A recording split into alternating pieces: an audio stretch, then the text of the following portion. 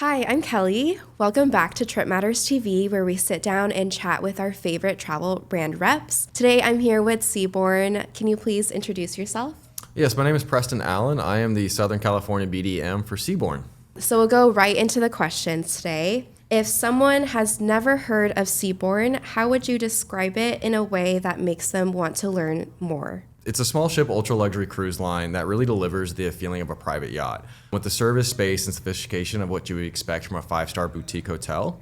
For us, it's really not just where you go, it's about how you feel when you're there.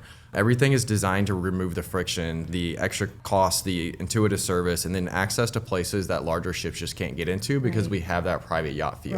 Right. Can you kind of dive into what kind of traveler falls in love with Seabourn? So Seabourn attracts travelers who really value the experience over the excess. Yeah. We're a luxury, but a more understated luxury that's not very flashy. We appreciate that really personalized service that goes and beyond and turns those small moments into something truly unforgettable. Yeah. And we're for those ones who are the curious, well-traveled, and they often think, I didn't know cruising could get me to this places. Yeah. And they're kind of those guests that you would expect to stay at like a Four Seasons or a Belmont or an Amman hotel. So it's more for, like the luxury kind of travelers, you would say? Absolutely. Yeah. It's a luxury, all-inclusive experience with us on board. So you're Yeah. definitely leaning into that experience and what they're Cool. looking for. Yeah. Let's go into the experience on Seabourn. So Seabourn is known for the service that feels almost impossibly personal on a trip.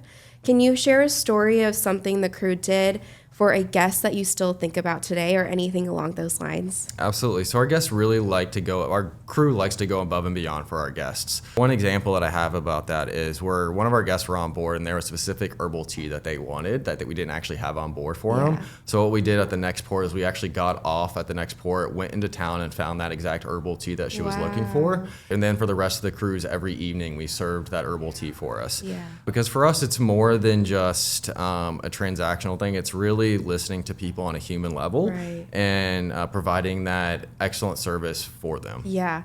So that person who went off the ship to go find the herbal tea, were they just part of the crew and they kind of just were like, I'm just going to hop off and get that tea for them? Yeah, it was one of the room stewards for the room, actually. So like with us, we have typically two room stewards for every room. So one of them went off and actually found the herbal tea and brought it back on board for them. Wow. That's really personal.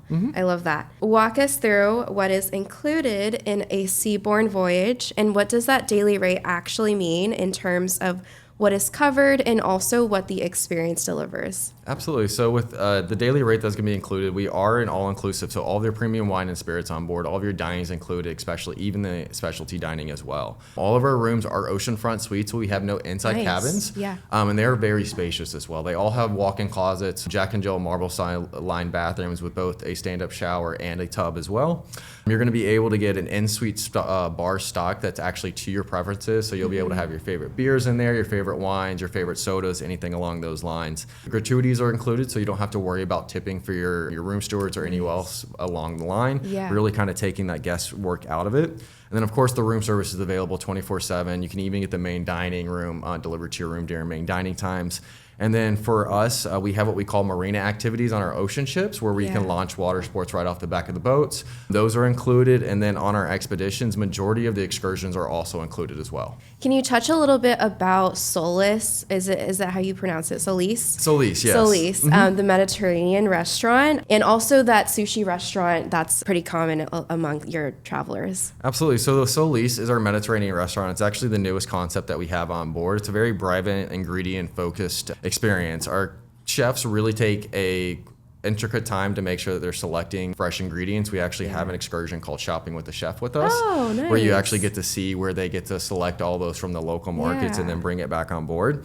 And then it also has our first of our specialty restaurants that have a destination dining menu in there. So it's really nice because then you're also taking that culinary journey as you're going from port to port, and especially when you're on maybe like one of those longer voyages or one of the world cruises with us, that really gives you a highlight to take that culinary journey with us too. So the sushi restaurant you mentioned as well. I lived in Japan as a kid, so sushi is one of my favorite foods. But the Solís restaurant was actually designed by the sushi chef and the earth and ocean chef because they were so popular on board that when we wanted to revamp some of our restaurant ideas, we tagged into their expertise to design that restaurant and the menu for us. I was actually on a cruise with us back in December. I probably ate a little bit too much of the sushi and kind of risked mercury poisoning a little bit. Yeah. But I actually ate there about 7 of the 10 nights. Wow, that's so awesome. I know I travel for food especially, but if, food is awesome. Like, it's just so good. Even on a cruise and you have access to these specialties restaurants,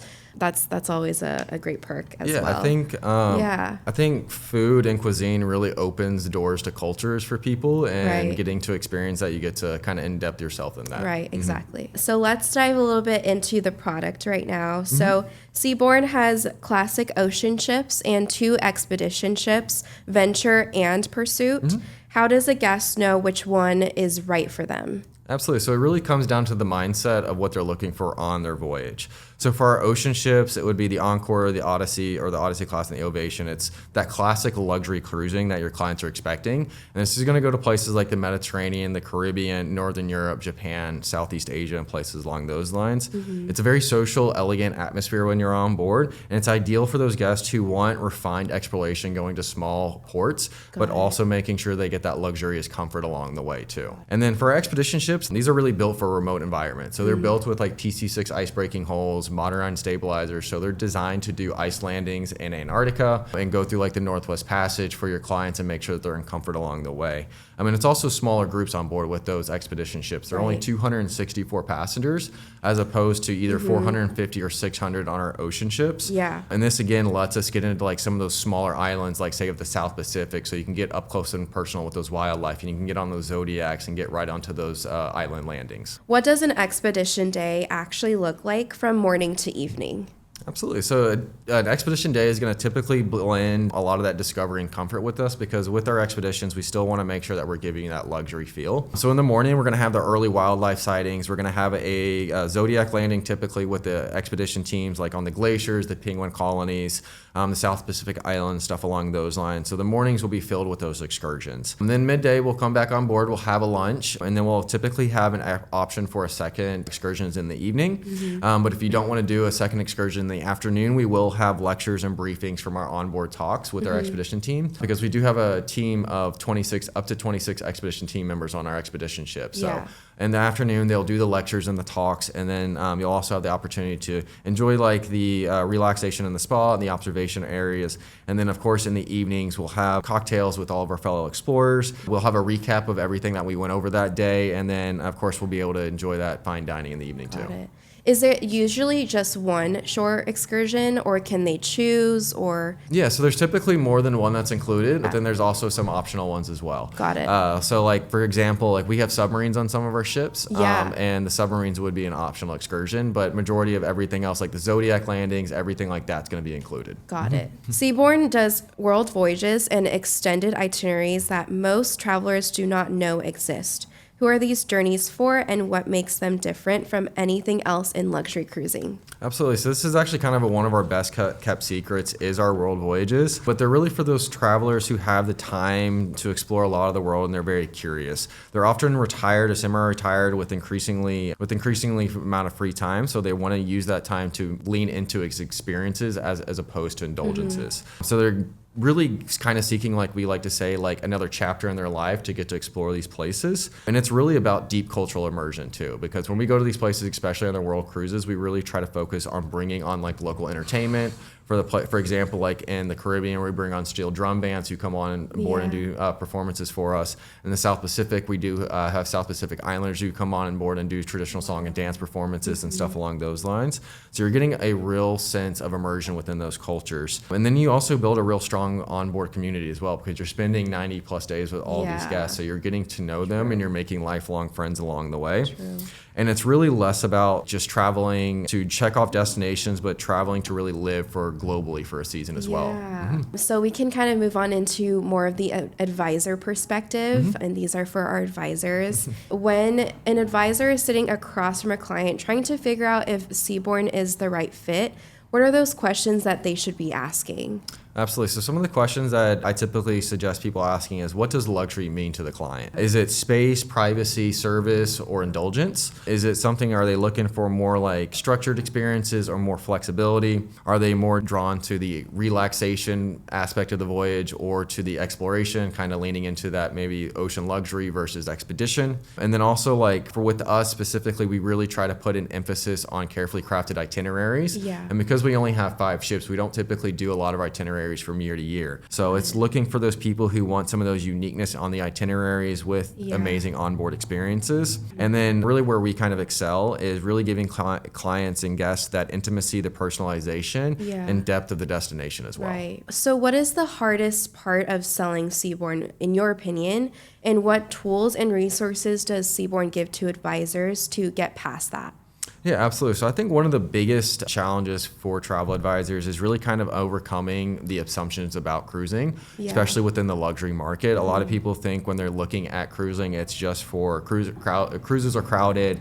The dining is mass market. The experiences feel a little generic. With us, we break all the mold with that, and we completely contradict that. Right. The dining is going to be Michelin star quality dining on board. The intuitive service on board is absolutely impeccable. And then with us, it is because we're on that yacht style feel of cruising, you don't feel like you're in a big city or anything like that. You feel like you're in a personal yacht where you're actually getting to connect with people around you. And then for us, when it comes to like tools and support, we do equip our advisors with a lot of support from me, the business development manager. I'm really here to provide you with like brand education, training, certification programs. Also, if like the agents are ever looking to do some marketing, I can provide a lot of marketing materials for them, help them with like vertical videos, images, anything along those lines. And then really kind of help understand the difference between our brand and another brand and where we might fall in line and fit the perfect for the client. And really kind of having a good relationship with with the BDM also really helps because it helps positioning the product for the right client. And then also if there's anything that comes up in regards to like obstacles or anything like that, having a good relationship with the BDM helps push that through. Yeah, cool. And then this is just a side question, but are there any available like fam trips that for new to industry advisors that they can take advantage of, and how would they, either contact you to do it? Yeah, so we do both fam cruises and travel agent rates as well. So fam cruises, we just recently restarted that program up with Seabourn because we hadn't done them for a long time. But last fall we just restarted, and we'll be doing them some more from the years to come. So if you have any interest in doing a fam cruise with us, reach out to us, or if you're looking to do a TA rate with us, just feel free to reach out to me and I can assist the travel agents with that. What does a traveler who books Seabourn on their own typically get wrong, and what does that usually cost them? So it costs them time, and it also costs them money as well. So for one, when guests are booking on their own, sometimes they maybe not be picking the right ship or itinerary for what they're looking for typically. So for example, like if you're looking for more of that exploration, then you accidentally book like an ocean cruise, but you're looking for more of that expedition. That's where the travel advisor comes in and makes sure they're pointing you in the right direction. Also, when it comes to like potentially missing promotions, amenities, or value adds that are coming directly from the agency, because we do really value our partnerships with our travel agencies. And with booking through a travel agent, you typically get some additional amenities that you wouldn't get booking direct because of that strong relationship that we have. And then also it's really, a lot of times the clients also kind of underestimate the importance of where the room on the ship is, and that's also kind of where the travel agents come in because they can help locate that for your client. So to minimize noise or sound or movement of the waves, whatever they may be looking for. And then also it helps them to plan that pre and post travel properly, make sure like all the logistics are taken care of, the transfers to and from the airport, the flights, of course. It really just makes it a much more seamless travel for them and takes a lot of the stress out of the way. And then a great thing about also with the advisors is because they have a relationship with the BDM, they can reach out to the BDM in case something does go wrong. So we can help push along those timelines to make sure that we get it resolved faster for them as well. What are some popular itineraries that you have with Seabourn? So looking at my most popular itineraries, I'll give you one from each my expedition and my ocean voyages. So for my expedition, our most popular cruises are going to be our Antarctica cruises, which are really popular because you're getting to go to Antarctica, you're getting to do those penguin landings. But with us, you're taking a luxury voyage along the way. And then we're going to have those destination experts on board with us. So you're getting to learn about the whales, the krill, the ice shelves, and everything along the lines. And then for our ocean voyages, our most popular cruises typically, I would say, either are Japan or our Mediterranean. Ooh, yeah. And the Mediterranean probably are one of my favorites because we do have that yacht style of cruising. So we're able to dock a lot of times in some of those smaller islands right next to personal yachts. For example, if you've ever been to Curacao, there's a floating bridge that goes from one side of the town to the other side of the town. With Seabourn, we actually dock on the other side of the floating bridge, lined right up along the beautifully colored buildings of Curacao. And that's only accessible because we are that small yacht style of feeling. And we get a lot of that in the same thing when we're in the Mediterranean. So last question. Where does an advisor make the biggest difference in a Seabourn booking? I know you had touched upon this already a little bit, but what does that look like in practice? Can you give, like a story, an example with that?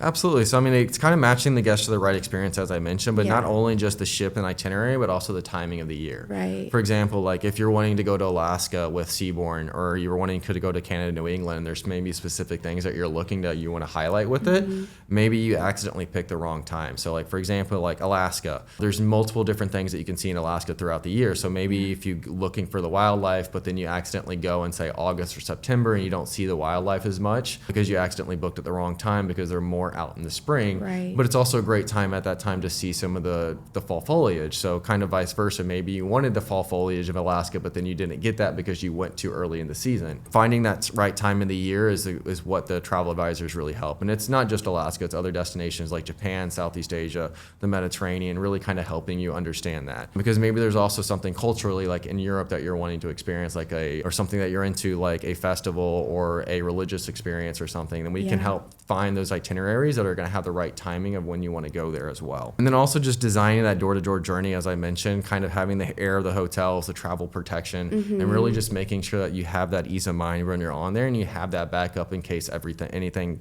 potentially goes wrong. Yeah. Because we know in the travel, especially with like airfares or airlines and stuff like that, there's things that come up. So having that travel agent there as your backup is always a really amazing thing. I believe that the travel agent makes the difference between having just a great trip and a transformational trip. That's awesome. Well, this was so helpful, and thank you so much for your time, Preston, here today. I hope this was helpful for a lot of our travel advisors as well. Stay tuned for more videos like this.